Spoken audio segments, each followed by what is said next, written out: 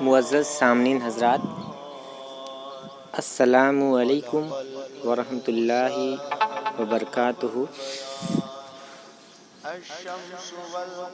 حضرات، گزشتہ 3 ویڈیو میں نے ٹکڑے ٹکڑے میں پارٹ 1 اور پارٹ 2 اور پارٹ 3 میں نکاح کی اہمیت قرآن اور صحیح احادیث کی روشنی میں آپ تک پہنچائی تھی۔ اس کا پارٹ 4 آج میں آپ کے سامنے پیش کر رہا ہوں۔ دوستو، اتنی ٹکڑے ٹکڑے میں بنانے کا مقصد بس اتنا تھا کہ آپ کو سننے میں اور مجھے بنانے میں کوئی تکلیف واضح نہ آئے اور آسانی رہے آپ کو سننے میں اور مجھے بنانے میں۔ تو اس کا پارٹ 4 آج پیش کر رہا ہوں، جو کہ آخری بھاگ ہے اس کا۔ اللہ رب العزت کا وعدہ ہے کہ سنت کے مطابق نکاح کرنے پر اللہ کی مدد ملے گی۔ ایک حدیث مبارکہ ہے، حضرت ابو ہریرہ رضی اللہ تعالی عنہ سے روایت ہے کہ نبی کریم صلی اللہ علیہ وسلم نے ارشاد فرمایا، 3 لوگوں کی مدد اللہ تعالیٰ کے ذمے ہے، یعنی ان کی مدد اللہ تعالیٰ ضرور کرتا ہے۔ پہلا، وہ شخص جو اللہ کے راستے میں جہاد کرنے والا ہو۔ دوسرا، رقم ادا کر کے آزاد ہونے کا معاہدہ کرنے والا غلام، جو رقم ادا کرنا چاہتا ہو وہ۔ تیسرا وہ جو نکاح کر کے پاک دامنی کی زندگی گزارنا چاہتا ہو۔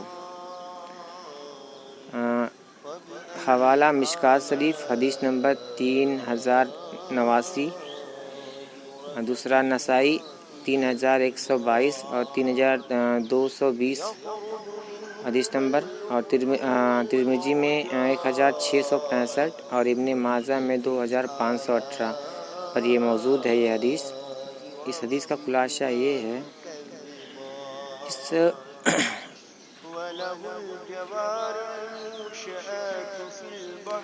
لڑکے اور ان کے گھر والوں کو بھی ہدایت دی گئی ہے کہ نوجوان لڑکی کی شادی دیری صرف اس وجہ سے نہ کی جائے کہ وہ لڑکا بھی زیادہ کما نہیں رہا ہے، اور لڑکوں کو ایک خاص نصیحت یہ بھی ہے کہ وہ آرام، سہولت اور دنیاوی چکا چوند، جسے کہتے ہیں لگژری لائف، حاصل کرنے کی تلاش میں اپنے نکاح کے معاملے میں دیری نہ کریں۔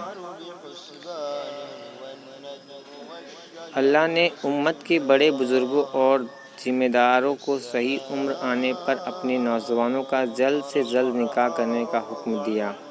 یہ بھی بتایا گیا ہے کہ غریب کے ڈر سے ان کے نکاح میں دیری نہ کی جائے، اور حدیث اس کی وضاحت ہے کہ جو آدمی اپنی عزت کی حفاظت کرنے کے لیے نکاح کرتا ہے اور حرام تعلقات سے بچنے کی نیت رکھتا ہے، اللہ اس کی خاص مدد کرتا ہے اور اسے زندگی جینے کے اسباب مہیا کرواتا ہے۔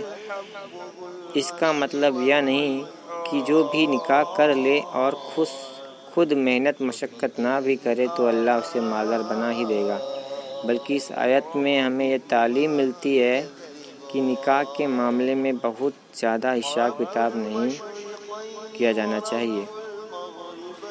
ہم دیکھتے ہیں کہ لڑکے اپنی مالی حالات کو بہتر بنانے کے لیے نکاح میں دیری کرتے ہیں، اور کئی بار لڑکی اور ان کے گھر والے بھی لڑکے کے ایک خاص رقم یا مرتبے، جس کو کہتے ہیں اسٹیٹس کی امید رکھتے ہیں، اور اسی مقام اور مرتبے کو حاصل کرنے میں کئی سال نکل جاتے ہیں، لیکن انہی سالوں میں لڑکوں پر سب سے زیادہ فتنے حملہ ور ہوتے ہیں۔ اسی دوران ان کی ملاقات کسی غیر لڑکی سے ہوتی ہے اور وہ اس سے شادی کرنا چاہتا ہے۔ اب اس کے پاس دولت بھی اکٹھا ہو جاتی ہے تو وہ اپنی ماں باپ کی پسند ناپسند سننے کو بھی گوارا نہیں کرتا۔ ماں باپ خوب کوشش کرتے ہیں کہ ان کا لڑکا ان کی بات سنے، لیکن اب اتنی دیر ہو جاتی ہے کہ وہ لڑکا ان وادیوں میں کھو چکا ہوتا ہے جہاں حلال اور حرام کی تمیز باقی نہیں رہتی۔ دوسری شکل یہ ہے کہ لڑکا اپنی منگیتر سے نکاح سے پہلے ہی اتنا گھل مل جاتا ہے گویا وہ اس کی بیوی ہو۔ اس کے بھی خطرناک نتیجے ہمیں دیکھنے کو ملتے ہیں۔ مثلاً اگر یہ رشتہ اپنی منزل یعنی نکاح تک نہیں پہنچتا तो घर میں بغاوت کے سر بلند ہوتے ہیں اور دونوں پریواروں کو شرمندگی کا سامنا کرنا پڑتا ہے، اور اگر ان کا نکاح ہو بھی جائے تو آپسی عزت و محبت اس جوڑے میں نظر نہیں آتی جو صحیح عمر میں نکاح کرنے پر نظر آتی ہے۔ اور یہ سب شروع ہوتا ہے صحیح عمر میں صحیح رشتہ ملنے پر نکاح نہ کرنے پر۔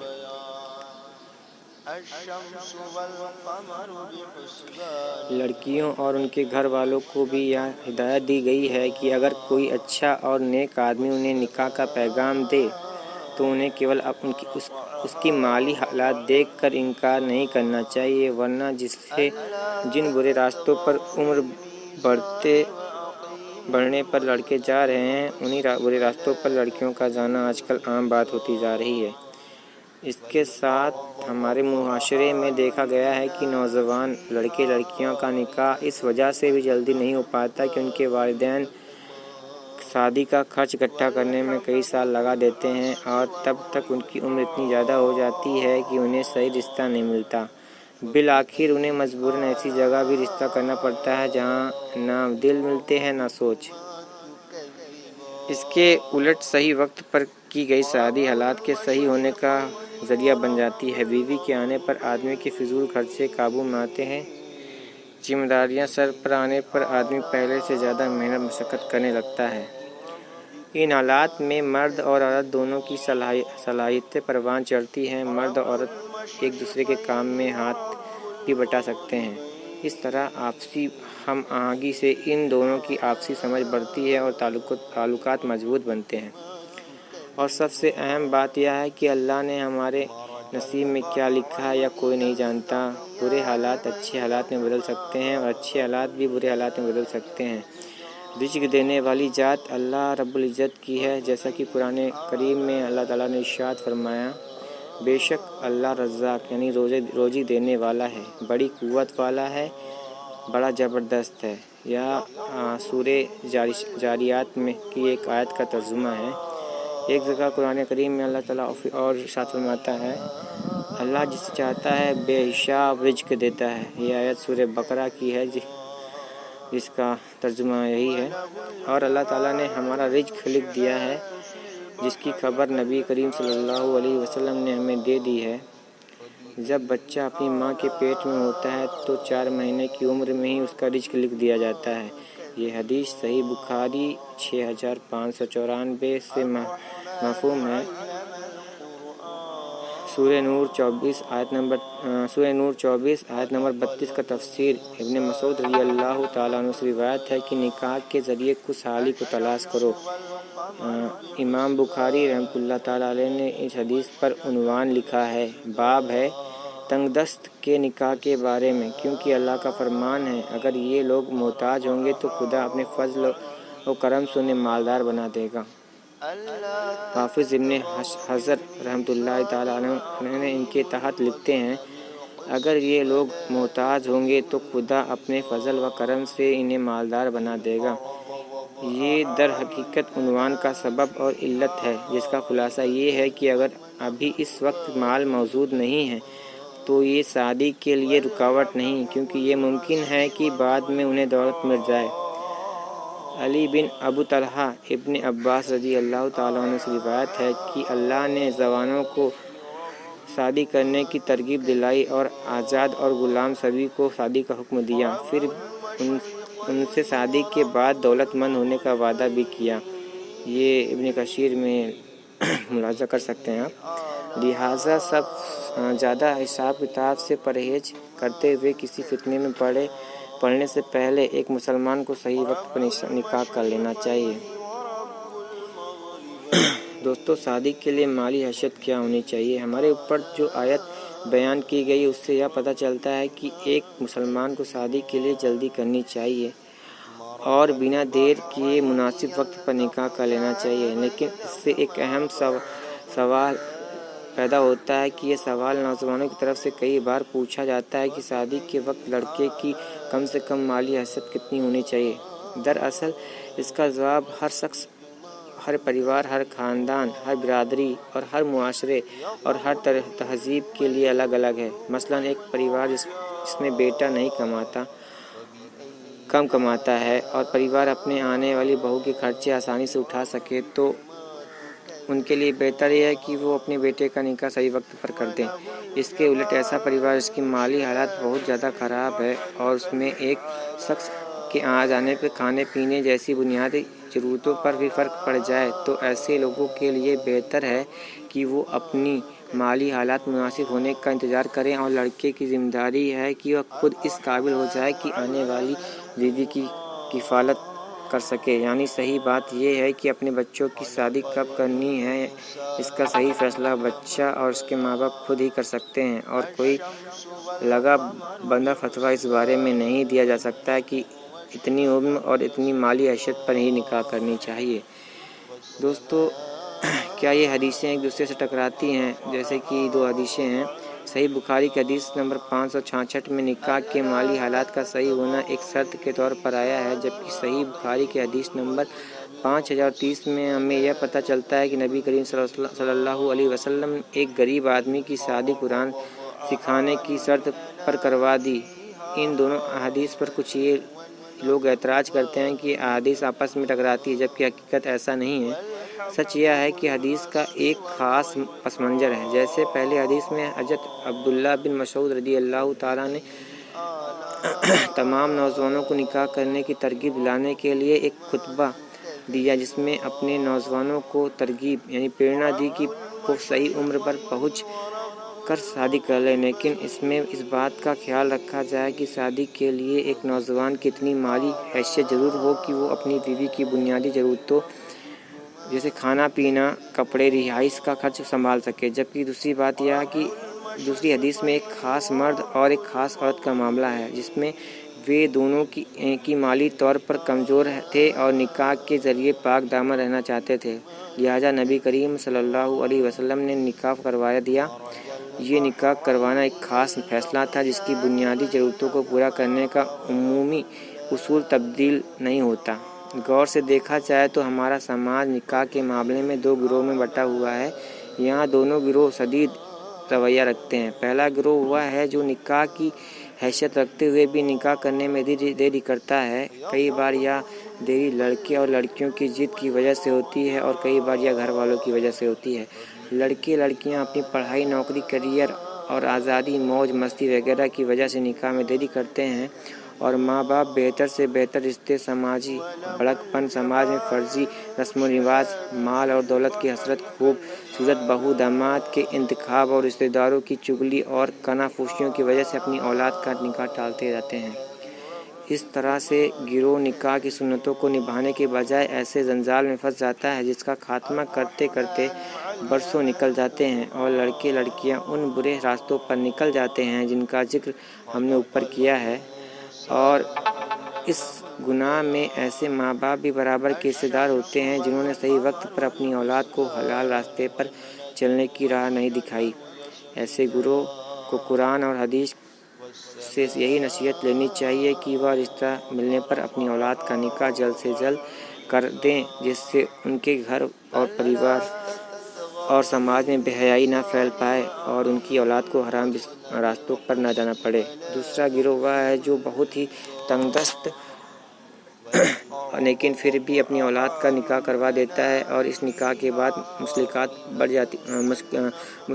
बढ़ जाती है और कई बार तलाक तक नौबत पहुंच जाती है। ऐसे मामलात में अहम वजह तो यह होती है कि लड़का बिल्कुल नाकारा और निकट्टू होता है और माँ बाप भी कम अकली के काम करते हैं। ऐसे लड़कों का निकाह करवाने से पहले घर वालों को ज़रूर सोचना चाहिए कि क्या ये लड़का आने वाली बीवी की जिम्मेदारी उठाने लायक है या नहीं। अगर उस बात की गुर्बत का आलम यह हो कि खाने पीने के लाले पड़े हों तो फिर ऐसे घर में निकाह करना निकाह से रुकवा बेहतर है। जैसा कि कुरान करीम में आया है, एक आयत का तर्जुमा है, और जो लोग निकाह करने के वसाइल ना पाएँ उनको चाहिए कि वो पाक दामनी इख्तियार करें, यहाँ तक कि खुदा उनको अपने फजल व करम से गनी मालदार बना देगा। यह आयत सूरह नूर की है। और ऐसे लोगों को नबी करीम सल्लल्लाहु अलैहि वसल्लम ने हिदायत दी है कि वो अपनी शहवत को काबू में रखने के लिए रोज़े रखें और अपनी पाक दामनी को तब तक बचाएं रखें जब तक अल्लाह उनके हालात दुरुस्त न कर दे। نبی رحمت صلی اللہ علیہ وسلم نے ارشاد فرمایا، تم میں سے جو نکاح کرنے کی مالی حیثیت رکھتا ہو اسے نکاح کرنا چاہیے، اور جو مالی حیثیت نہ رکھتا ہو روزہ رکھے، کیونکہ روزہ نفسانی خواہشات کو کچل دیتا ہے۔ بحوالہ صحیح بخاری حدیث نمبر 566، صحیح مسلم 3398 اور مشکوٰۃ المصابیح 3080، سلسلہ صحیحہ 1496 اور صحیح بخاری کی حدیث نمبر 5030 سے ہمیں یہ تعلیم بھی ملتی ہے کہ ایسے تنگ دست لوگوں کا نکاح کروانے کی ذمہ داری سماج کے ذمہ دار لوگوں اور ان کے خاندان کے بڑوں کی ہے۔ انہیں چاہیے کہ ایسے جو ان کی مالی حالات کمزور ہے ان کا نکاح بھی مناسب حالات میں کروا دیں اور ایسے لوگوں کی مالی مدد بھی کریں۔ ایک جھوٹی روایت۔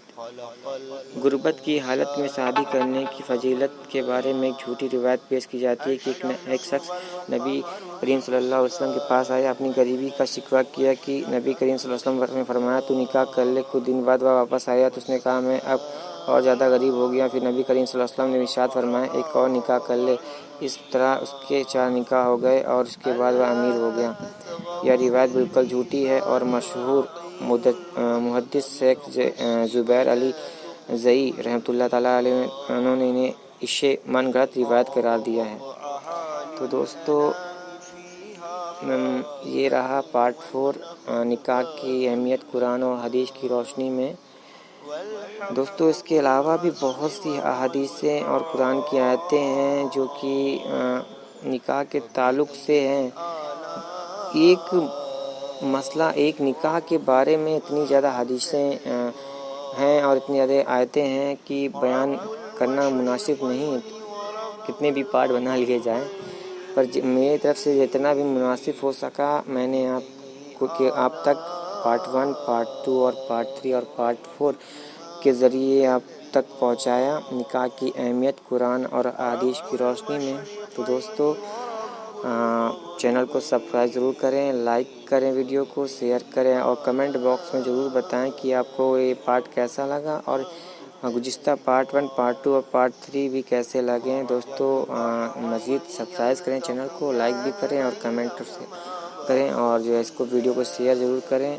تو دوستو اگلی ویڈیو میں کوشش کروں گا کہ کچھ اسلامک اتہاس ہسٹری کے بارے میں کچھ بیان کروں۔ تو دوستو ملتے ہیں اگلی ویڈیو کے لیے، تب تک کے لیے فی امان اللہ۔ اللہ رب العزت ہمیں علم دین سیکھنے اور سکھانے کی توفیق دے اور ہم سب کو اپنے حفظ و امان میں رکھے، آمین ثم آمین یا رب العالمین۔ فی امان اللہ۔